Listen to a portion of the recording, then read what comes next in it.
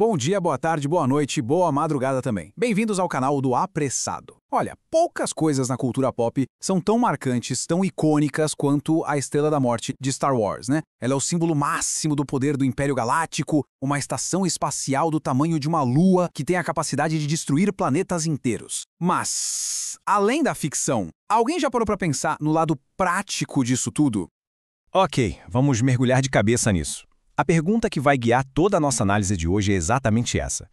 Deixando a fantasia de lado por um momento e entrando no mundo da economia, da engenharia, qual seria a etiqueta de preço de um projeto dessa magnitude?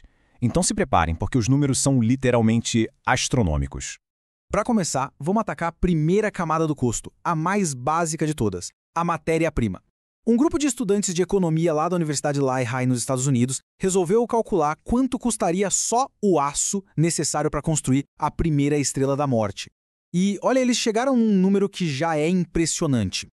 Para uma estrutura de 140 quilômetros de diâmetro, se a gente assumir uma densidade de aço parecida com a de um navio de guerra moderno, a gente precisaria de 1,08 vezes 10 elevado a 15 toneladas de aço. É uma quantidade de material que é até difícil de imaginar. Mas o que isso significa em dinheiro? O custo só do aço, segura essa, chegaria a 852 quadrilhões de dólares. Para todo mundo entender o que é um quadrilhão, é o número 1 seguido por 15 zeros. É um valor que, assim, já quebra a nossa noção de realidade econômica. Mas vamos tentar colocar isso em perspectiva. Para colocar em perspectiva, 852 quadrilhões de dólares é o equivalente a 13 mil vezes o produto interno bruto anual do nosso planeta inteiro. É isso mesmo, a gente precisaria de toda a produção econômica da Terra durante 13 mil anos só para conseguir comprar o aço. E agora vem uma virada interessante. O problema, acredite se quiser, não seria a falta de matéria-prima. Os cálculos mostram que a gente tem ferro suficiente aqui no nosso planeta para construir não uma, mas 2 bilhões de estrelas da morte. O verdadeiro gargalo seria o tempo. No nosso ritmo atual de produção de aço, a gente levaria 833.315 anos para produzir todo esse material. Mas, como a gente sabe, o aço é só o começo, né? E se a gente levar em conta mão de obra, pesquisa e desenvolvimento, tecnologia, sistemas de armas, o cafezinho do pessoal, tudo. Pois é, um professor de engenharia de sistemas da Universidade de Washington, o Zachary Feinstein, levou essa análise para um outro patamar, calculando o custo total do projeto. E para a gente entender os próximos números, vamos precisar de uma nova definição. Se quadrilhão já era um número gigante, se preparem para o quintilhão. É o número 1 seguido de 18 zeros. Ou seja, um quintilhão é 1000 vezes maior que um quadrilhão. Guardem essa informação aí.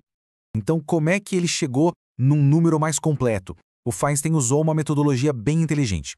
Primeiro, ele pegou o custo do porta-aviões mais moderno dos Estados Unidos, o USS Gerald R. Ford, e usou como base para escalar para o tamanho da Estrela da Morte.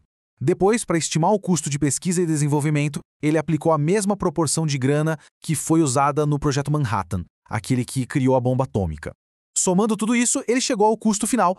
E a diferença é chocante. O custo só do aço, que já era de 852 quadrilhões, vira troco de pão perto do custo total. A primeira Estrela da Morte completa, funcionando, prontinha, custaria 193 quintilhões de dólares. É um salto de escala que é simplesmente absurdo. E não para por aí, não. A segunda Estrela da Morte, aquela que a gente vê em O Retorno de Jedi, era ainda maior e mais complexa. O custo dela foi estimado em 419 quintilhões de dólares. Somando as duas, a gente tem um investimento do Império de mais de 612 quintilhões de dólares em 2 projetos que, como a gente bem sabe, foram pelos ares graças aos rebeldes. Pessoal, se estiverem gostando, por favor, compartilhem o canal e deem o like, ajuda muito. Agora vamos virar a chave. Construir foi caro, mas e destruir? A vitória da Aliança Rebelde, aquela festa toda que a gente vê no final do filme, pode ter tido um lado bem sombrio e inesperado. Um colapso econômico de proporções galácticas. Para a gente entender a escala desse desastre, primeiro a gente precisa entender o que é o PIB, o Produto Interno Bruto. Basicamente, a soma de toda a riqueza produzida em um ano. O Feinstein estimou que o PIB de toda a economia da galáxia seria de mais ou menos 4,6 setilhões de dólares por ano. E só para não deixar dúvida, um setilhão é o número 1 com 21 zeros na frente. E aqui está o ponto-chave da história. Desse PIB gigantesco, O setor bancário representava uns 60%. E esses bancos, claro, eram os maiores investidores do Império e, obviamente, dos projetos das Estrelas da Morte. Eles basicamente financiaram a construção das duas superarmas. Com a destruição das Estrelas da Morte e a queda do Império, todo esse investimento virou pó. Como o próprio Feinstein escreveu no estudo dele, a consequência mais provável seria uma depressão de proporções literalmente astronômicas. Então, resumindo a crise, a destruição das duas estações gerou perdas diretas de mais de 515 quintilhões. Com o fim do Império, os mercados financeiros entraram em colapso. A única solução para evitar que a galáxia inteira mergulhasse numa crise sem precedentes seria um resgate financeiro organizado pela Aliança Rebelde de algo entre 15% a 20% do PIB galáctico, basicamente um bolsa-galáxia para salvar os bancos. E se parece que essa discussão toda é pura fantasia, sabe que ela já chegou bem perto da nossa realidade. Em 2012, uma petição oficial foi enviada ao governo dos Estados Unidos pedindo, nada mais, nada menos, que a construção de uma Estrela da Morte de verdade. E não foi pouca gente, não. A petição conseguiu mais de 25 mil assinaturas, o que obrigou a Casa Branca a dar uma resposta oficial em 2013. A resposta, embora séria, foi cheia de bom humor e várias referências à saga. E os motivos para a recusa foram bem diretos. Primeiro, o custo de mais de 850 quadrilhões de dólares. E vale lembrar que eles estavam focados em reduzir o déficit, não em criar um buraco negro nas contas. Segundo, um ponto bem importante. A administração não apoia a destruição de planetas. E por último, a melhor de todas as razões, na minha opinião. Por que gastar uma fortuna numa arma com uma falha de projeto tão grave que pode ser explorada por uma única navinha? Ponto para Casa Branca. E agora, para quem ficou até o final, a gente guardou a consequência mais sombria e talvez a mais inesperada de toda essa história. A gente falou de custo, de colapso econômico, mas o impacto ecológico da destruição da segunda Estrela da Morte, especialmente para os simpáticos habitantes da Lua de Endor.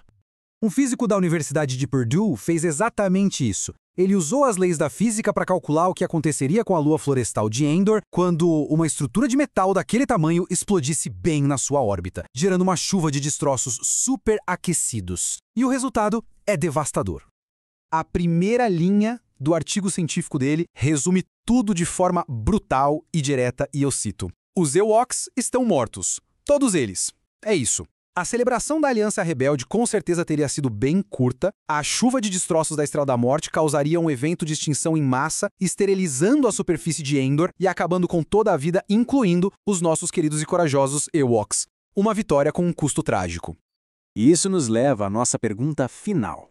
Sabendo de tudo isso, do colapso financeiro que estava por vir e que ia afetar trilhões de inocentes, será que a Aliança Rebelde tinha a obrigação moral de usar seus recursos para resgatar o sistema bancário que financiou o Império? Ou isso era uma espécie de armadilha, uma pílula de veneno deixada de propósito pelo Imperador?